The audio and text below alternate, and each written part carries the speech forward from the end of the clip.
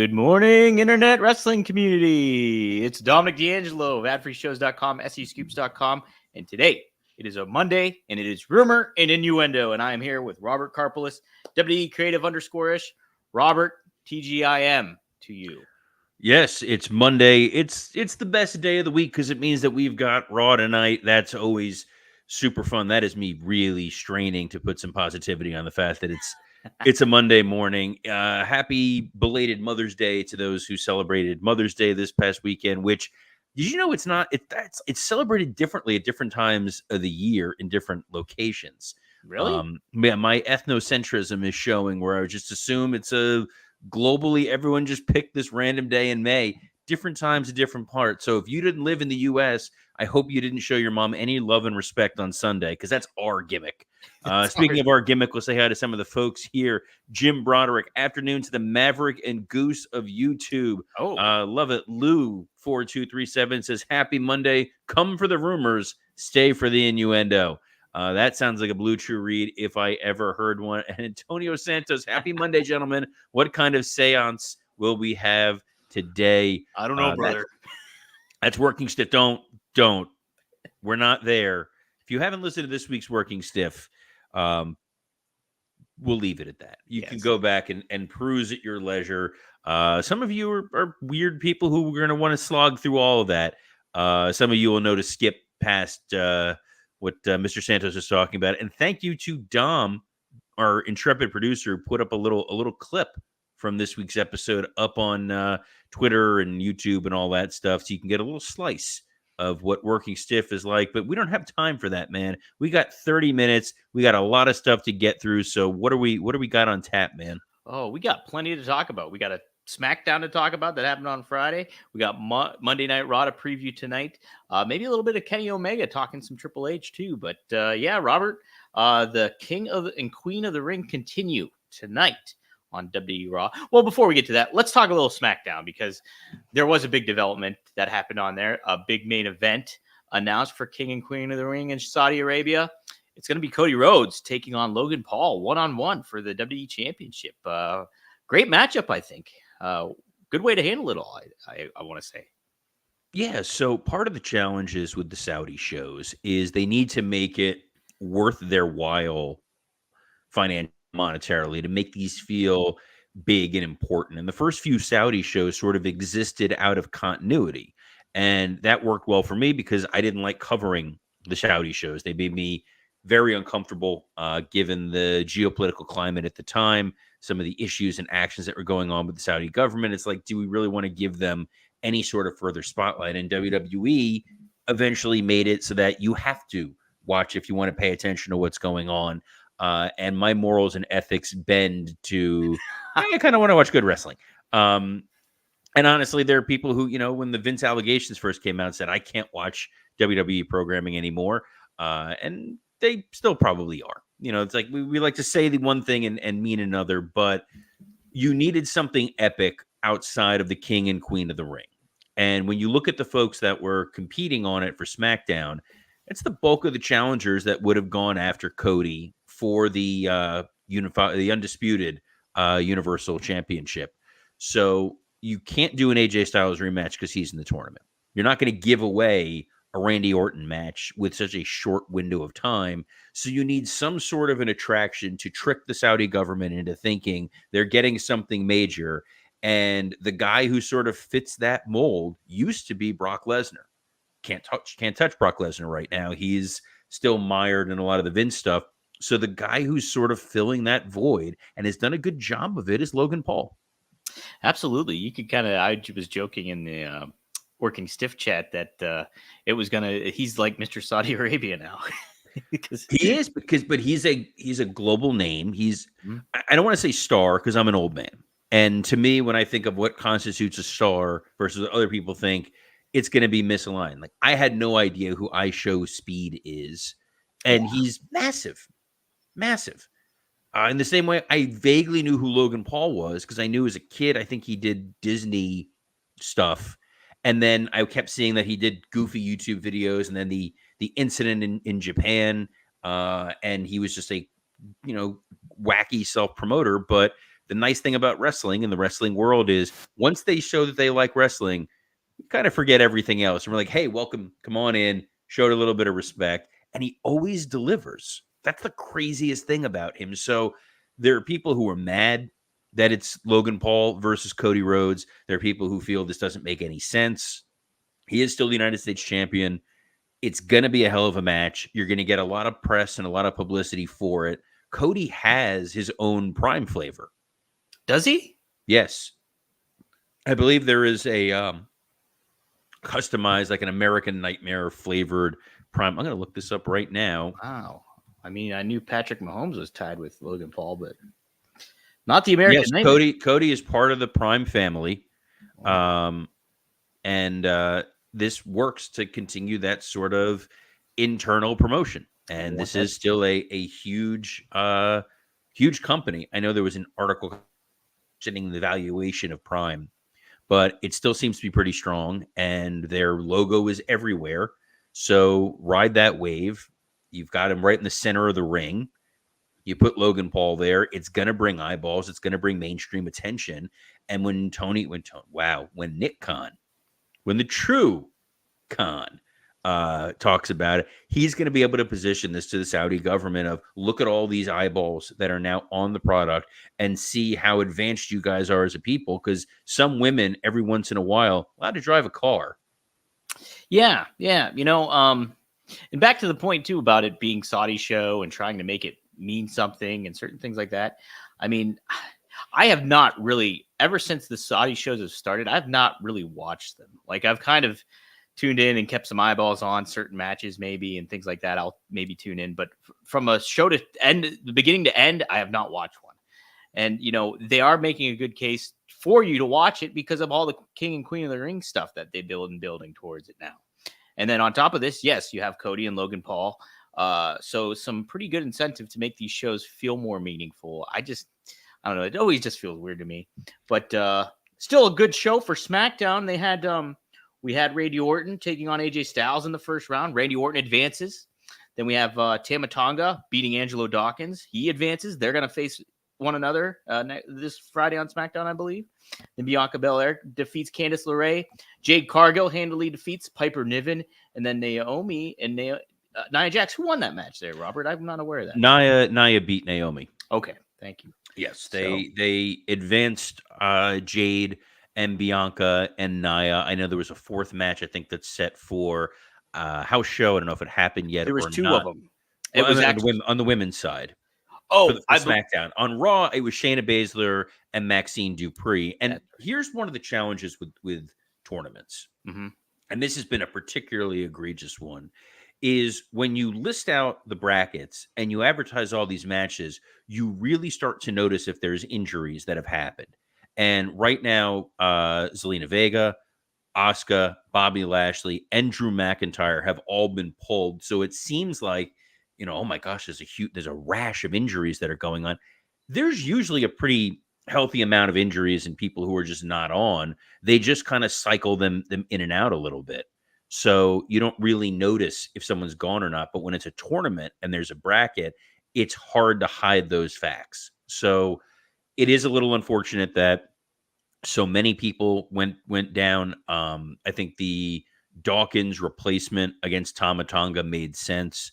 It's shown a unique nuance and difference in the Bloodline story. And this is why Heyman having a hand on what's going on is so brilliant, because for the longest time, Heyman was the wise man. Roman had everything under control. And there would be an individual challenger. Roman and his group would ultimately beat that guy and then move on to the next one.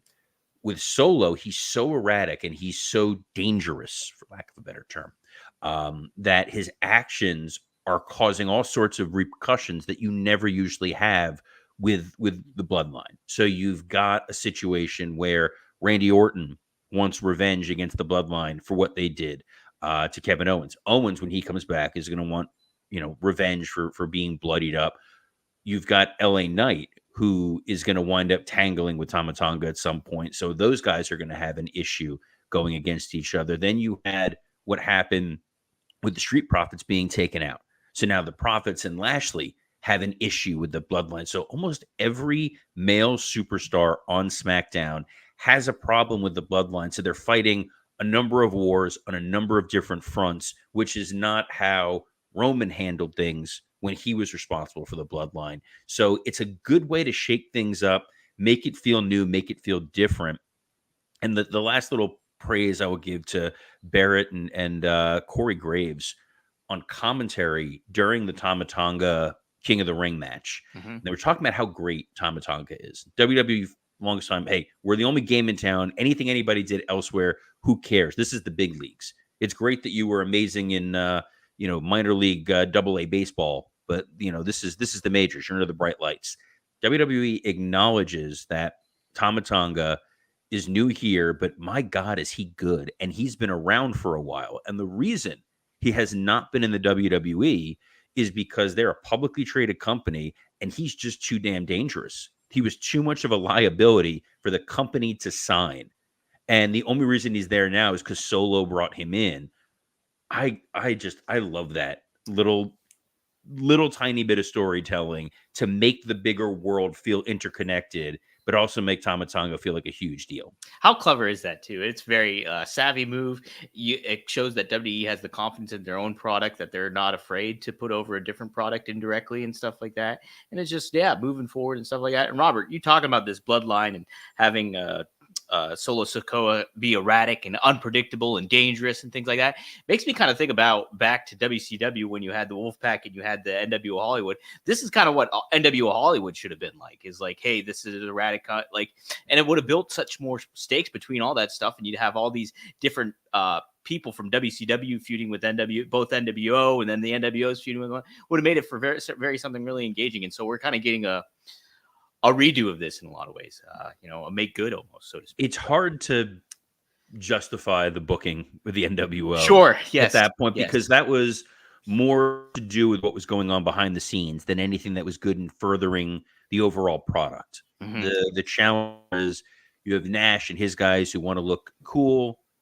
You want to keep Hogan as a heel and make him a bad guy, but you want to make him look cool, so you keep Scott Hall with him. It's a lot of ego stuff here with the Paul Triple H Levesque era regime world that we're in.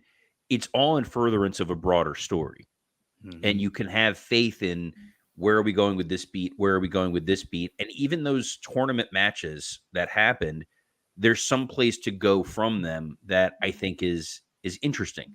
Obviously, the Tama Tonga, Angelo Dawkins situation, and then Orton and AJ. It's like AJ loses in France, blames it on the crowd that audience was chanting and singing so much they were distracting him, and it hindered his performance. And then he went out there saying, "I haven't lost a step," and he loses to Randy Orton. And it'll be interesting to see how he justifies it, because he is, getting up there a little bit, but his performance is still at a top shelf. And guys, as you're getting a little older and you want to make sure that your performance is phenomenal, may we recommend our friends at Blue Chew. This episode is sponsored by Blue Chew. Let's talk about sex. As I cough, guys, remember the days when you were always ready to go? Now you can increase your performance and get that extra confidence in bed. Visit BlueChew.com. Blue Chew is a unique online service that delivers the same active ingredients as Viagra, Cialis, and Levitra, but in chewable tablets and at a fraction of the cost. You can take them anytime, day or night, so you can plan ahead or be ready whenever an opportunity arises.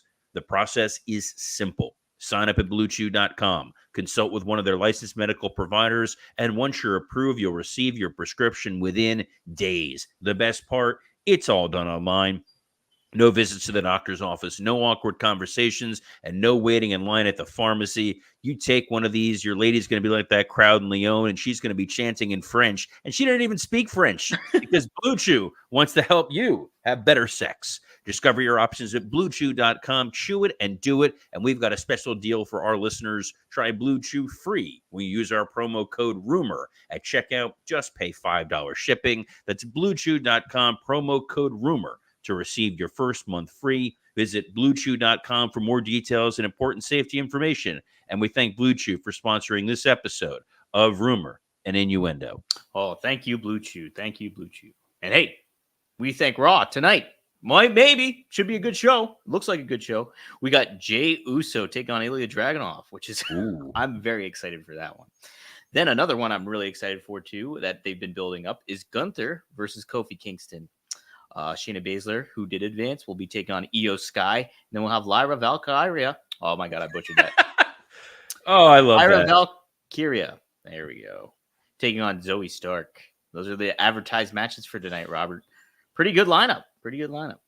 Very solid. Interesting matches to give away. Yes. Especially that Dragunov Jey Uso match, because that is a babyface match. Mm-hmm. And you're trying to establish Jey Uso as your A1 babyface.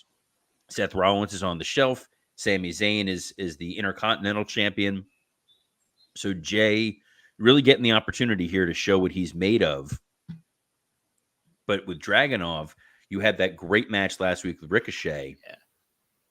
It'll be interesting to see. Look, with Kofi and Gunther, we know where this is going. Gunther took out Xavier Woods, hurt his knee. Woods wasn't able to defend his crown. He then beat Sheamus last week, took out the knee. Now he's gone. So now he's going to probably go after Kofi's knee, keep that going. And your dream match, obviously, is Gunther one-on-one with Dragunov. Right. We've seen it before. It's insane. It's a great draw. But the problem is you got to figure out a way to beat Jey Uso, whether that is a cop-out, a disqualification, a count-out, something with Judgment Day. Drew. Something with Drew maybe, too. I was going to say the other option is something involving Drew with the payoff that you're trying to get to something with Jey Uso and Drew McIntyre, potentially at Saudi Arabia, since I don't think Punk is cleared for a little while now. So there's paths, there's ways to do it. I'm sure Hunter has that sort of mapped out pretty strong. On the women's side, I was really impressed with Io Sky and Natalya next week, and Natty's just sort of been treading water, but still got a great match. Yeah. Shayna Baszler's wildly talented. Lyra and Zoe should be pretty hard hitting. It's gonna be a lot of fun. I've enjoyed this King of the Ring, Queen of the Ring tournament. It's been interesting. It's putting people in a different spotlight, but still telling stories. Yeah, no, it's been very well done and well executed. And, WWE, this is the only tournament they do, basically. So it's just like, it makes it feel important. Well, I take that back because they just did the tag team tournament. But they have. And it's a weapon any booker's going to use. We always kind of criticize Tony because he overuses tournaments. You have the Owen Hart tournament. Then you had the tag title tournament. You've had world title tournaments. You've had international title tournaments. There's a lot of them that are just sort of constantly happening that it becomes hard to really focus on them. The tag tournament, at least, was short. I think everyone's kind of guilty of using them, but the idea is use them to build something else, and the audience will be happy about it. Right. Make it make sense in a story and have it tell that story. Somebody who's appreciative of these tournaments is LA Knight and doing them at live events.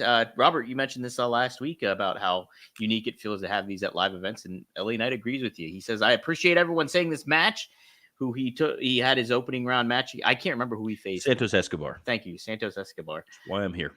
Said everyone having this match should have been on TV, but no need to throw live event crowds under the bus. Live events are where WWE roster has as much fun as possible. Not only having a great match, but a match with huge stakes makes the live events more fun. So yeah, just to that point, I think it's very cool. It harkens back to the days where like Diesel won, beat Bob Backlund at a house show. You get these unexpected wins and news breaking and things like that. Makes going to these live events feel more important. As a self-professed Diesel mark growing up, the episode of WWF Mania when they first showed the footage of him beating Backlund in like 20-something seconds was awesome. And it did make live events feel to some small degree important. And LA Knight, for as much as I've had been critical of what he does in the ring, he gets that element of it. That if you're going to a live show and something happens that winds up crossing over to television, it's all the better. House shows are infinitely more fun to attend if you're a fan because there's not that much pressure. They're going out there to put on a live show. You're going to get a little bit more humor in some of the matches. You're going to get a little bit of trying Crowd out work, different crowd spots. interaction. It's like crowd. Oh, definitely crowd work. Mhm. It's like seeing a comedian in a club versus going to see a comedian who's doing a TV taping, and it's a lot more intimate. It's a lot more enjoyable. But and that was not the Blue Chew segue, by the way. But LA Knight completely understands that. Yeah, if you go to one of these live events and you saw it there, and now it's part of the overall continuity, you're going to sell a lot of tickets. And LA Knight, Santos Escobar, I'm sure was a good match. No one's tuning into SmackDown just for that match. No, No no. one was tuning in just to see Shayna Baszler versus Maxine Dupree. That would have been a crossover thing from like 9:15 to 9:30 with a commercial break in the middle, and you would have been like, all right, it happened, fine. But the fact that it was held just for house shows, now there's like a mystique to it. It's like, well, what happened? I kind of want to see it. Who won? I'm checking results. It's really fun. It's really old school. I dig it. 100%. I do too. I want to see more with Santos Escobar. I just love it. I think he's one of my favorite guys in the business today, and I want to see more with him too. But I think it's a good way to do it. Good way to keep things in interesting. So, hey, UFC, TKO, they're all going to keep things interesting on certain weekends, according to Dana White. During the UFC press conference this past weekend, he made mention how TKO has a game plan for TKO weekends, basically. Dana White said, we already have those dates set up right now. We're Power Slap. Oh boy, Power Slap on Friday. UFC goes on Saturday, and then you're going to see Friday Power Slap, Saturday UFC, and Sunday WWE. You'll start seeing that stuff too. This is you spoke of Nick Khan earlier. This is a Nick Khan prerogative right here. It's pretty good, business move right here to make it feel like a big, impactful weekend when you have all these companies that you own tied together. Makes total sense to some degree. Mm-hmm. There's nothing I hate more than Power Slap. It's awful. We covered it on back when it was Wrestle Roast on Working Stiff Now. Dan made us watch Power Slap as the idea of like, oh, this would be really fun, and it just turned into this very just dark and very sad conversation. It's wildly uncomfortable. It's depressing. It's so ugly and just dumb. The damage that it's doing to these people is incomprehensible, and it's just none of the video packages building up to it make you feel any better. These people, it's the lowest form of entertainment above like I don't know, like dog fighting or something. And the fact that it's even going to connect to WWE in any way, shape, or form, I hate it. I would be seriously surprised if that association lasts very long, that they're going to promote those things. Maybe doing them all in the same weekend, fine. I don't see WWE programming, which currently is PG, promoting this insanely stupid Power Slap thing. That thing deserves to die a very quick death. You know what? They should bring back, they should get rid of Power Slap, completely get rid of Power Slap. I want roller derby again. Bring roller derby back. Only if we can get Paul Heyman to yell roller jam. Yes, there we go. God, I hated roller jam. I was a sucker for it. I liked it. Of course you were. But like that was like back when ECW was on TNN and they'd try to promote like, well, if you like the wrestling, we got Monster Jam and Roller Jam. It's a big truck smashing a small car, and then it's like it's people on roller skates and they're like bumping into each other. No. Give it to me. It makes it tough when you're a wrestling fan already, and then when people are like, "Oh, if you like this, you must like this other stuff." Not a great look for wrestling. So, which is the weird statement to say when like we're the highbrow entity here, dumb. Well, I'm sure it's on somewhere. I want it on TKO. I want it alongside UFC and WWE. Bring it to me, Nick Khan. Make it happen. Get on the phone with Nick and ask him, and I'm sure you'll have some enjoyment in it. But guys, something I'm about to enjoy as soon as this show is over is my lunch with Factor.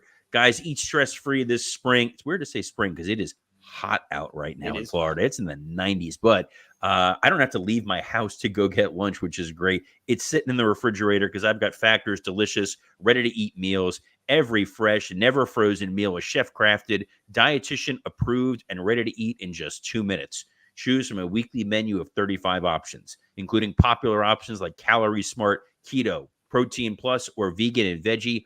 Also discover more than 60 add-ons every week, like breakfast on the go, snacks and beverages that help. That was on the go lunches. I hiccuped there in a minute. Snacks and beverages help you stay fueled and feel good all day long. What are you waiting for? Get started today and fuel up your springtime goals. I feel like with all these different add-ons, all these different menu options, we should be setting up a Factor tournament for me to determine which is the my meal of choice. But quite frankly, they keep refreshing the different options. It's great. There's always going to be a different winner. Head to factormeals.com/rumor50 and use code rumor50 to get 50% off your first meal plus 20% off your next meal. That's code rumor50 at factormeals.com/rumor50. You get 50% off your first meal plus 20% off your next meal while your subscription is active.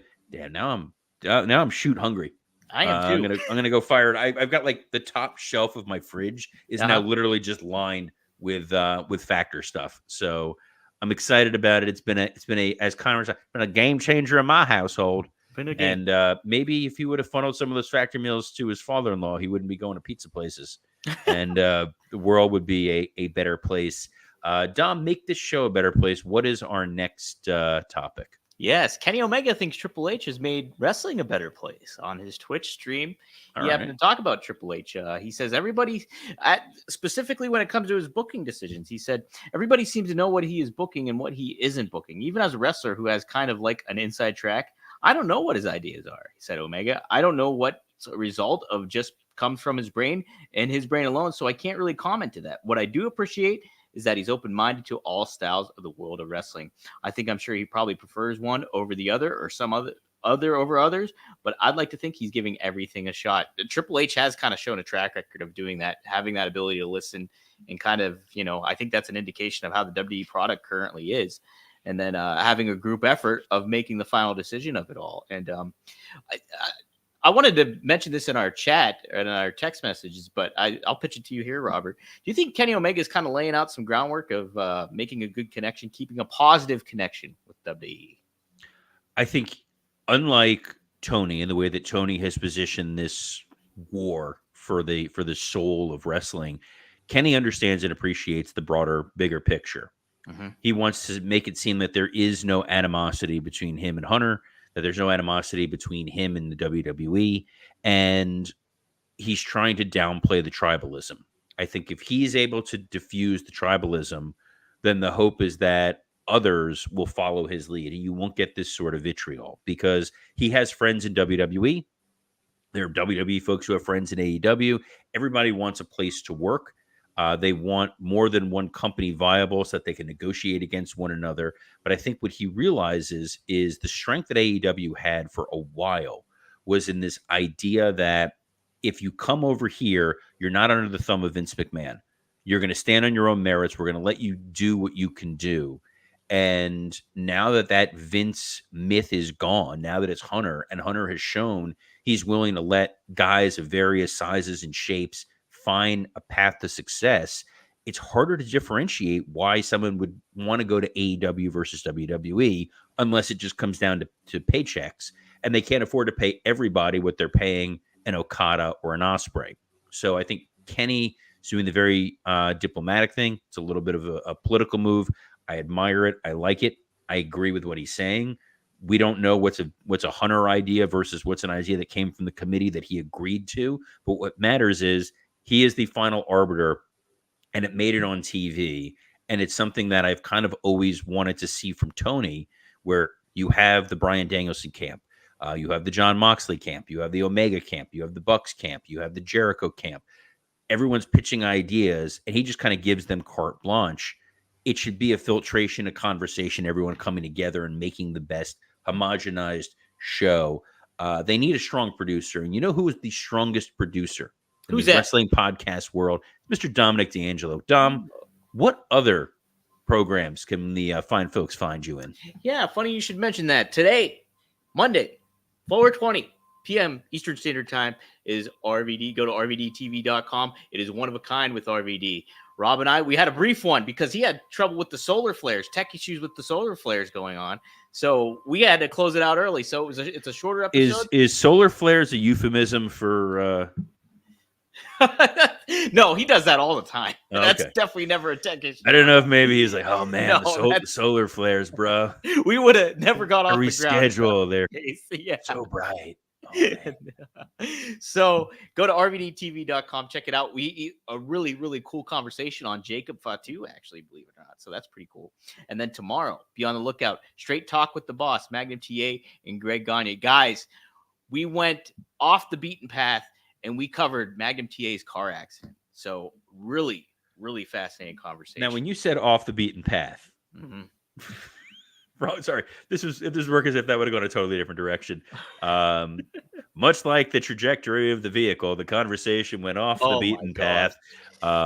Unrelated, but slightly similar. I just saw that SmackDown advertising that Iron Claw streaming on Max, which I have not had a chance to watch yet. No, I'm excited to see it. Well, excited is a weird way to phrase that, but I'm interested just to sit down and block aside some time to watch it. I know it's a rough go. It is, but it's should be good. Should be really interesting. What's interesting is tuning in every Monday through Friday at noon Eastern to Rumor and Innuendo, catching us live on the X accounts, WWE Creative _ISH, Dominic D'Angelo, SE Scoops, Podcast Heat is who makes this show possible, as well as on YouTube on Rumor and Innuendo and ad-free shows, except for Monday, except for that damn Jeff Jarrett, who's got an iron claw on the ad-free shows feed, along with your no-good degenerate brother. But if you miss this show live or you just want to catch it again, you can hear it in audio format wherever you get your podcasts. And while you're at it, you can go check out Working Stiff, great audio podcast most of the time. This week's one is a hell of a curiosity. But on behalf of Mr. Double Audio himself, Dominic D'Angelo, I'm Robert Karpelis. Best of luck in your future endeavors. I want me a roller derby queen. Jim Croce, baby.